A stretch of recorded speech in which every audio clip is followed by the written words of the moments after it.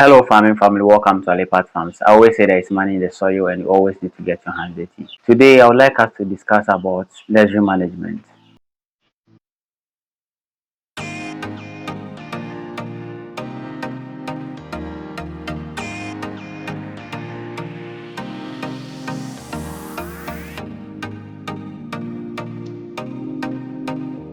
If today your first time on Alipat Farms, kindly give me this, like the video, click on the subscription button, share the video and drop your comment at the comment section. Today the discussion is going to be on nursery management, how to raise your own seedlings.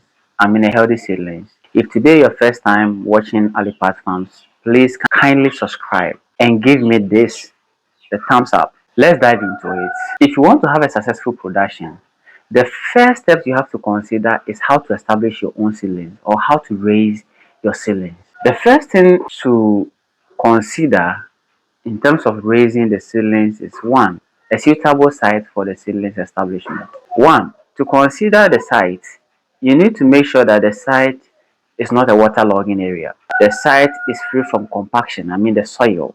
It shouldn't be compacted. Also, that soil shouldn't be gravelled. It shouldn't be a gravelled soil type. The most preferable soil type you need to consider is sandy loam for your nursery. Again, the place shouldn't be a shaded area. You have to stay away from a shaded area. Get a shade-free site or environment.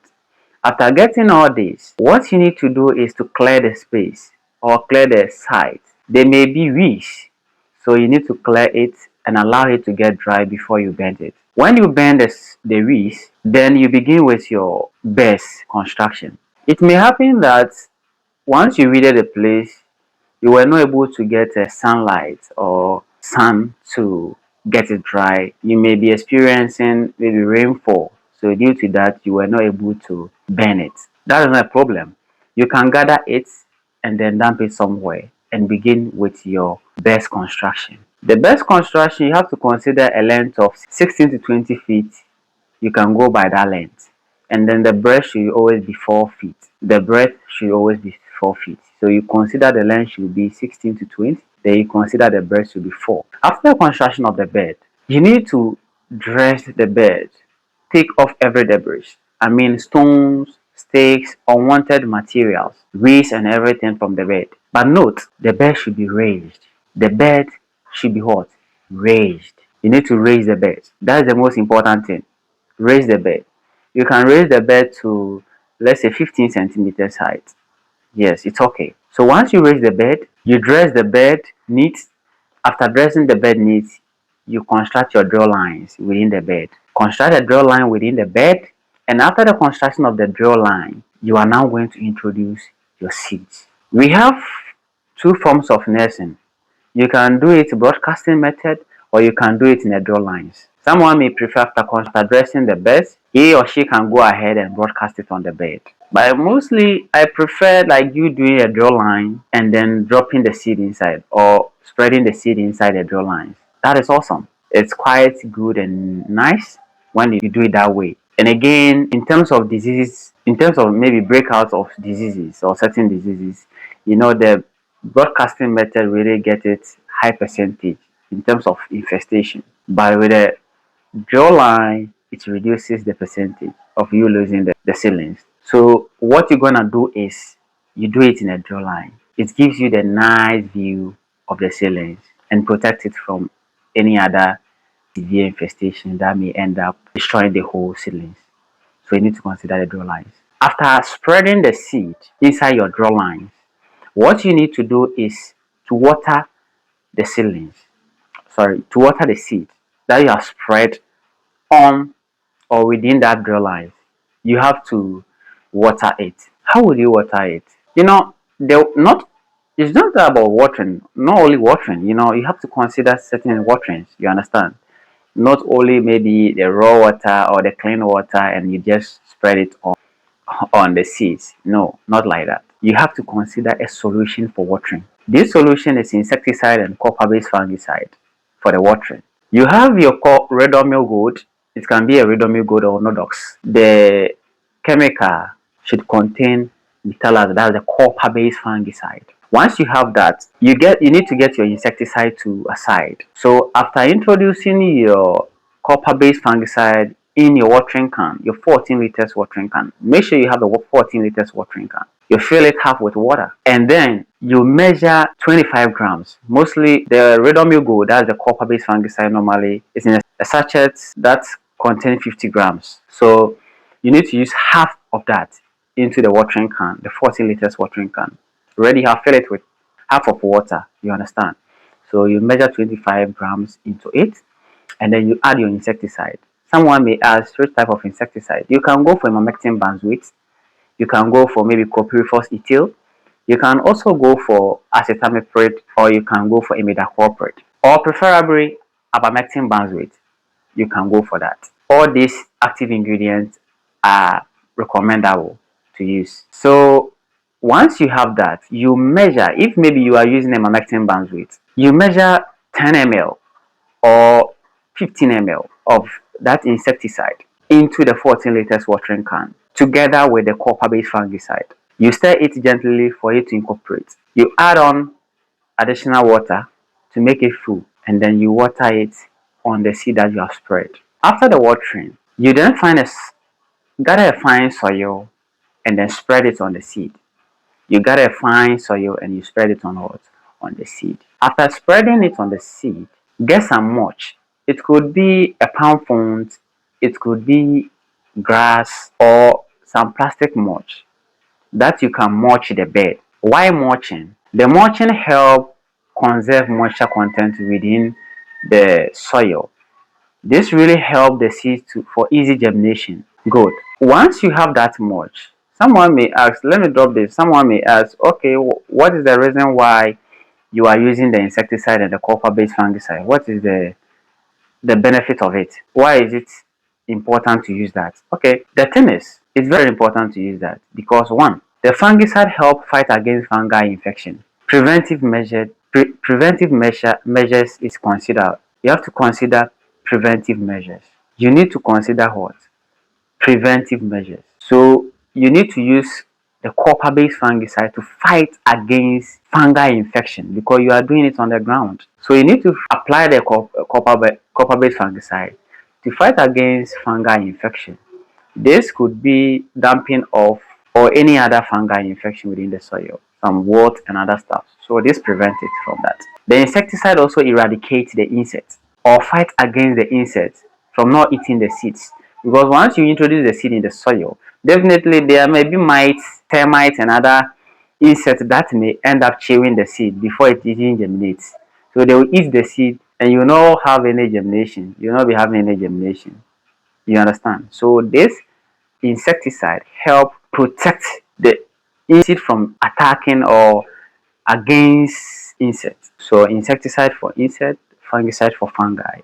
Simple. You mulch it, and after mulch, you leave it for 8 days to get sprout. Depending on the type of crop that you're about to produce, I mean, depend on the seed that you have nest. Let's take tomatoes for example. If you nest tomatoes, roughly takes about 4 to 5 days for germination. You can from then you observe sprouting. So it starts from there, 4 to 5 days. Same applies to cabbage. When it comes to pepper, it takes about a week.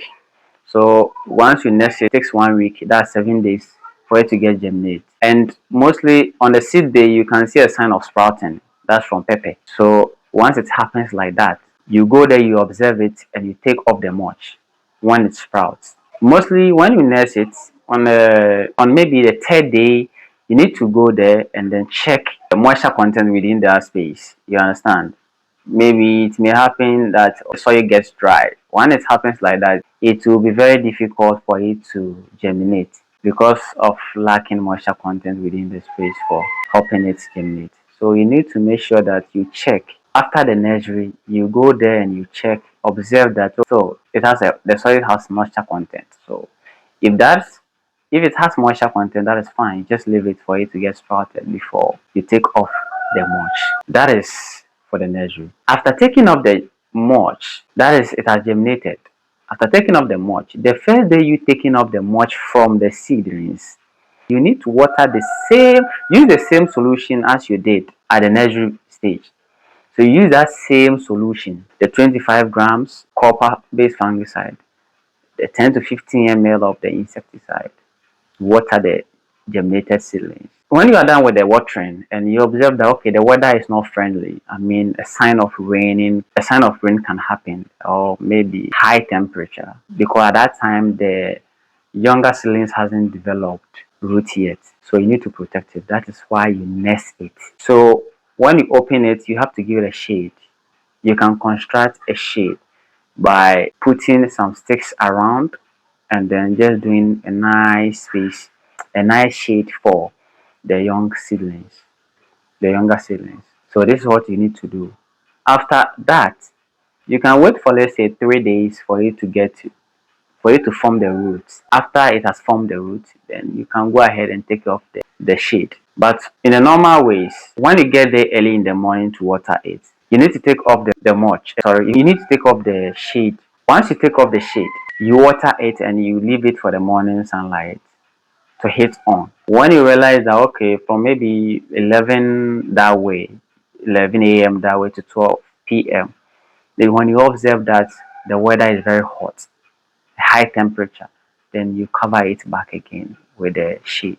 But when you observe that it is very humid throughout the day, then you can leave it like that. That is it. So these are some of the things that we need to consider when it comes to nursery management. When it comes to nursery management. When you do this, it will really help, gives you a healthy seedling. You'll be doing that, as I said, with the third, when the younger seedlings are like 3 days to 4 days, you can leave it, expose it to the sunlight. You water it in the morning and you leave it, and then in the evening you water it again. So you can water it twice a day, depending on the temperature. If the temperature is low, you can just do it once a day. That is fine. So it gets ready to transplant. About 3 weeks ready to transplant, or 4 weeks ready to transplant. When it left with maybe a week to transplant, what you need to do is apply the copper-based fungicide once again.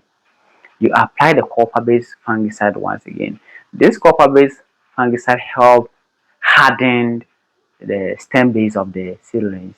It helps harden the stem base of the seedlings. Even though you expose it to the sunlight when it's about a week to transplant, you expose it to the sunlight. That is hardening, is exposing the seedlings to a direct sunlight before you transplant it to the permanent field. So you harden the seedlings before you transplant. So a week left before you transplant, please kindly water it with a copper-based fungicide again to protect it whilst you are transplanting it to the permanent field. Because once you transplant it to the permanent field again, definitely that field also contains a fungi over there. You understand? It could be fungus over there. So once you water it with before you transplant, so the stem base of the plant contains this metallazole ingredient within the plant. So it fights against the fungi that is in that space where you are transplanting the seedlings. If today your first time on Alipat Farms, kindly like the video, click on the subscription button, and then watch out for more videos from Alipat Farms. So this is what we're gonna do for your healthy seedlings. If you have any question, if you have any questions, you can drop at the comment section and I'm gonna reply you. These are the factors you need to consider to have a successful nursery raising. Thank you for watching Alipat Farms. Thank you for always supporting Alipat Farms. But note, there's one thing. Before you start with your nursery establishment, always consider the variety, because the variety is most important. Know the type of variety that you are about to nurse. Never forget that the variety is very, very important. So you consider that.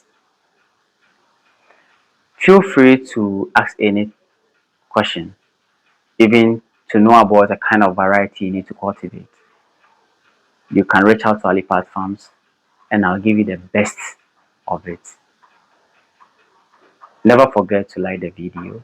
Never forget to subscribe. It's very, very important to do that. Thank you very much for watching. Always get these hands dirty at all time. Bye.